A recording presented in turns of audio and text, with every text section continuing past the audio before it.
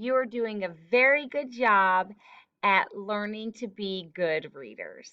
Yesterday, we talked that a good reader, when they read a word that has more than one meaning, they will know what the meaning of the word is that they're reading by using the words around it.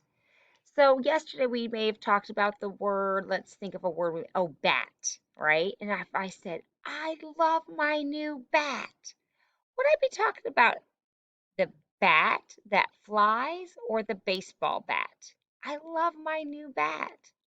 I'd be talking about the baseball bat because I wouldn't have a bat that flies as a pet. So a good reader would know, something that she really loves and it's new. So it's definitely not the bat that flies at night, it's the baseball bat. That's one thing that a good reader does. Today we're going to study that a good reader will notice the order of events in the story. They'll notice things that happen at the beginning of the story, the middle, and the end, and they'll be able to tell the story in order. So before we start talking about that, I want you to look at my pictures here. Can you see those pictures? They are of somebody making cookies and eating cookies. And I want you to think here, we got this picture here. Let me pull it a little closer so you can see better. Is that better? And we've got this one here. He's eating the cookie, flattening out the dough, gathering the supplies that they need, and baking. Hmm. What would happen first? I have it that the boy's eating the cookie first. First grade, is that the first thing that happens when we're making cookies? No, it's definitely not. What should be the first thing that happens? Did you say gathering the supplies? That's right. That would be the order first. Let's put that above it. Gathering the supplies would come first before eating the cookies. What would come next in the story? Rolling out the dough or mixing it up. Awesome. If you're making sugar cookies, you'd want to roll it out. Then what comes after that? Putting them in the oven. Very good. And finally, the last thing, the best part, eating them. So you see that now they are in order of the way that it goes. Getting your supplies ready, mixing the dough and getting flattening it, baking them, then eating them. Order is super important. I can't eat my cookies if I haven't made them yet. Readers, when they are reading, there's a certain order in the story. And I want you to, I have it right here, take out your Journeys book. If you need to hit pause, you can go ahead and hit pause. We're going to read a story in our Journeys book today. And if you need to pause, go ahead and then start back up when you have your book. It is on page 63. Curious George. How many of you watch Curious George on TV? I think it's on PBS Kids, right? Or do you read the books from the library? It's such a great show. I actually grew up watching Curious George and reading about it. I really loved it. So, Curious George, I want you to look at this and I want you to tell me what genre this story is. Do you think it's fiction, fake, or nonfiction, not fake? I hope you said fiction, and if you did, you were right. It's a fiction story because we definitely know it's not something that really did happen. One fiction genre is something called a fantasy. Can you say that word with me? Fantasy. In a fantasy genre, it's fiction. It's definitely fake, but it's when the animals will act like humans. And do you see how our monkey is acting like a human? He's going to school, he's carrying his lunchbox, he's holding hands and walking up the steps. So this is actually a fantasy story. They're real fun to read, and it's definitely fiction. So let's read the story Curious George at School. This is George. He can help a lot. George can sing. He is funny. He can see all the paints. Mix, mix, mix a bit. mix a lot. I'm going to pause for a second. What is going on in the story? What's going on? Where is he? He's at school. And he's starting what? To go to paint class, maybe art class.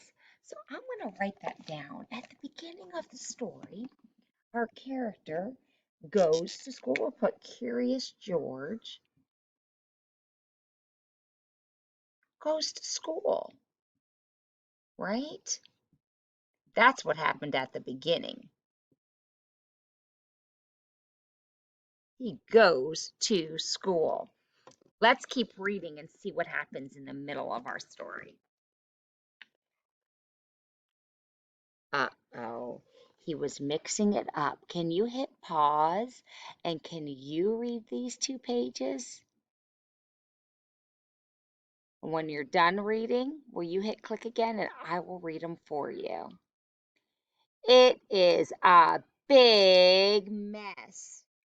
Oh no, he was mixing the paints. And when he mixed the paints, there was a mess. George ran. And what did he find? Look in your book if you can't see it in mine. A mop. You think that will help? He got a mop. He had a big job to do. Hit pause and read this for me. Then you can unpause it and I'll continue. No, no, it is a big, big mess. George is sad, sad, sad. He ended up making a bigger mess than he started with because he ended up playing around, not being careful.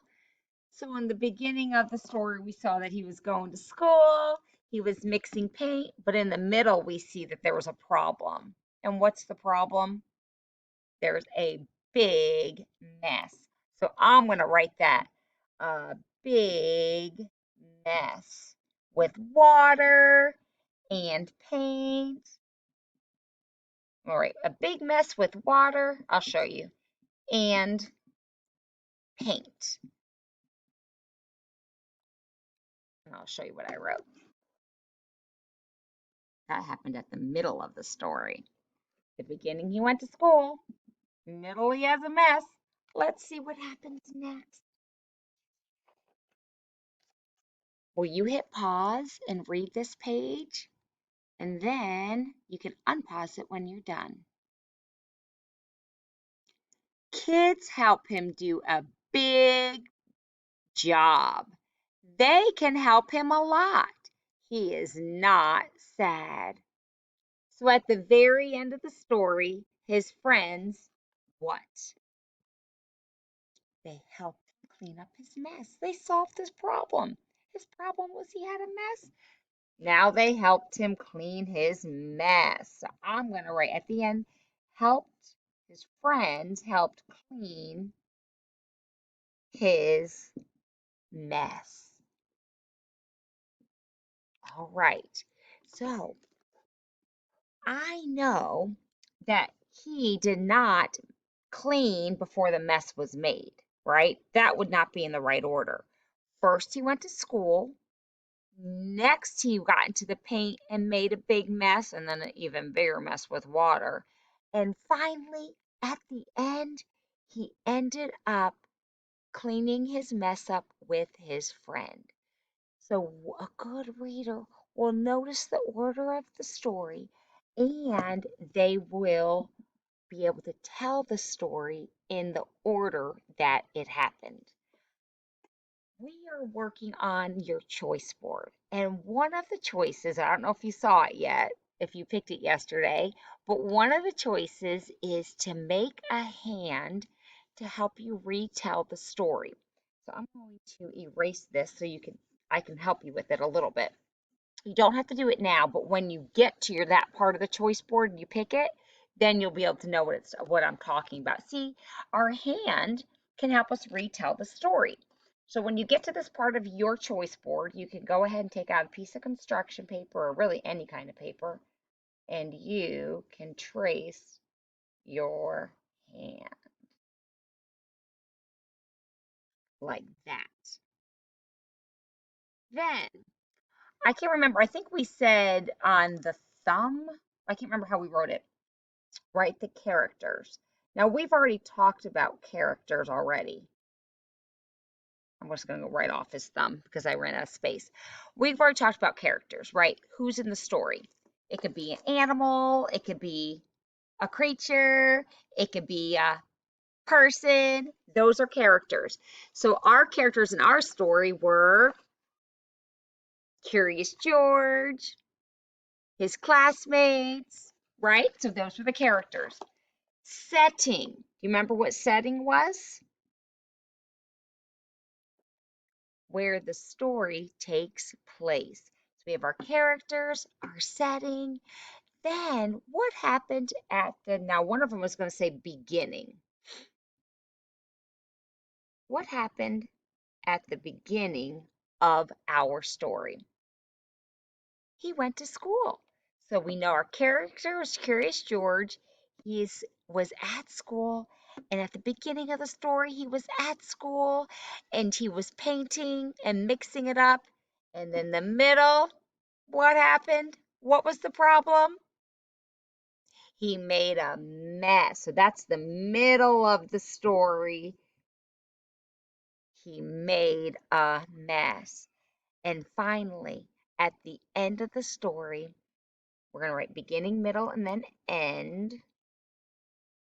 At the end of the story, his friends helped him clean it up. So our hand can help us retell the story. It'll help us think about it. Where the who the characters were, where the setting was, what happened at the beginning, what happened at the middle, and what happened at the end.